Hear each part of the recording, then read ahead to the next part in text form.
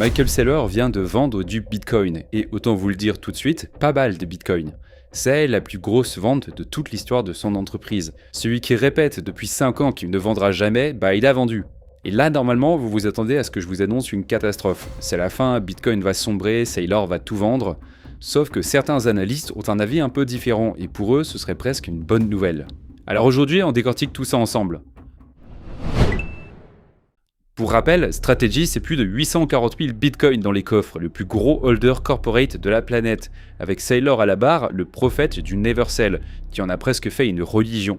Sauf qu'entre le 29 juin et le 5 juillet, la boîte a vendu 3588 bitcoins, ça fait environ 216 millions de dollars, et elle a vendu à perte en plus, autour de 60 000 dollars à peu près, alors que leur prix d'achat est aux alentours des 75 000 en moyenne. Bon, forcément, sur X, tout le monde y allait bon train. Sauf que Saylor, il avait déjà expliqué la nuance. I got very, very famous for saying you do not sell your Bitcoin to the plebs. The most famous guy in the world for saying don't sell your Bitcoin just sold some Bitcoin. That's advice to individual retail investors. That is not the way you would run a Bitcoin finance company that actually exists to buy, sell, and pay dividends on Bitcoin. Quand il disait « ne vendez jamais », il parlait à vous, pas de l'entreprise cotée en bourse qui gère un bilan de plusieurs dizaines de milliards de dollars. Et cette distinction, elle change tout. Pour comprendre pourquoi cette vente est logique, il faut comprendre la machine de Saylor.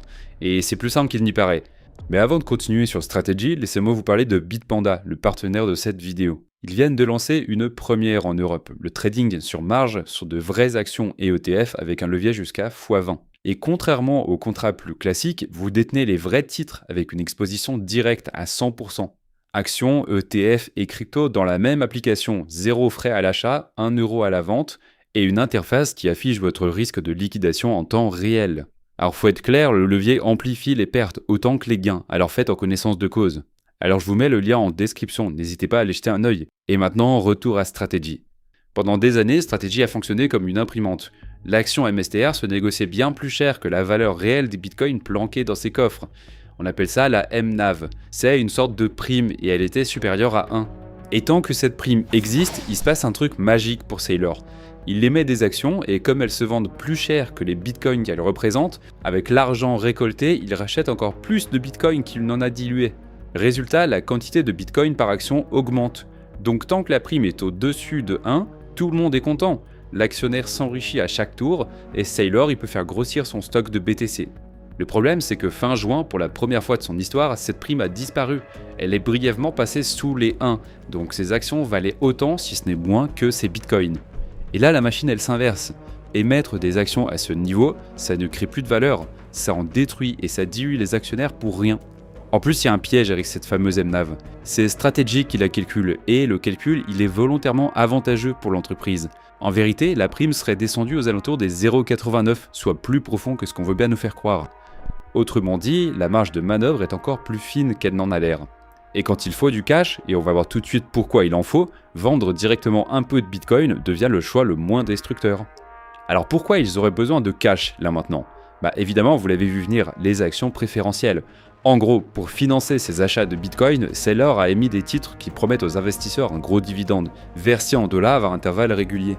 Et l'addition, elle est salée, on part d'à peu près 1,76 milliard de dollars par an à sortir en cash. En tout cas, c'est le chiffre qu'ils avancent. Sauf que l'activité historique de Strategy, son business logiciel, ça génère pas du tout assez. Au premier trimestre 2026, c'est à peine plus que 100 millions de revenus. C'est très bien, mais c'est pas ça qui va couvrir les dividendes de l'année. Donc, Strategy doit lever du cash pour tenir ses promesses. Et quand émettre des actions devient toxique, il ne reste qu'une porte, vendre un peu de Bitcoin. C'est pas de la panique, c'est une entreprise qui honore ses engagements au lieu de sacrifier ses actionnaires. Bon, évidemment, je vous le disais, ils ont des détracteurs. Peter Schiff, ennemi juré du Bitcoin, il a sauté sur l'occasion.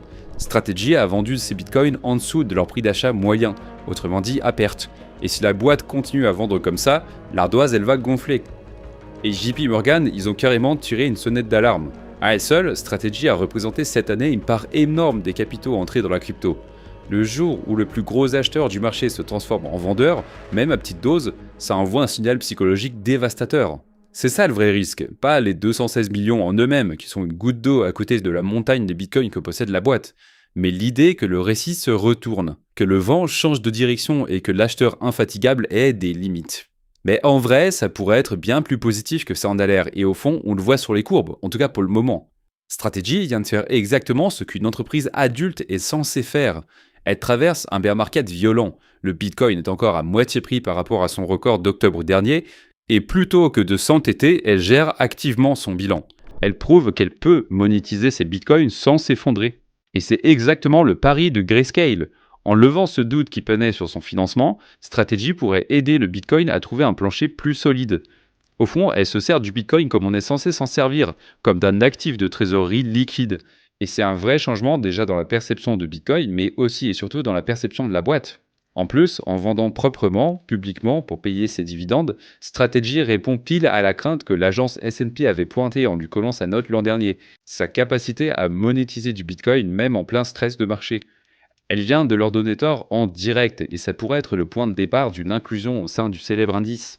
Et pour la première fois, les dividendes de toutes ces séries d'actions ont été couverts par une seule vente de BTC. Et ça fait voler en éclats les accusations de Ponzi qu'on lui colle à loisir depuis des années. Le château de cartes tient debout, même sans que le prix monte. Et pendant ce temps, son matelas de cash est repassé de moins d'1 milliard fin mai à plus de 2,5 milliards. Autrement dit, Strategy ne vend pas parce qu'elle est aux abois, elle vend parce qu'elle a choisi de le faire. Si Saylor a raison depuis le début, ce petit sacrifice d'aujourd'hui, c'est précisément ce qui lui permettra de garder son entreprise à flot pendant le bear market. Et laissez-moi vous dire que si Strategy arrive à passer ce bear market avec brio, ça risque de vraiment mettre à mal certains modèles dans la finance traditionnelle.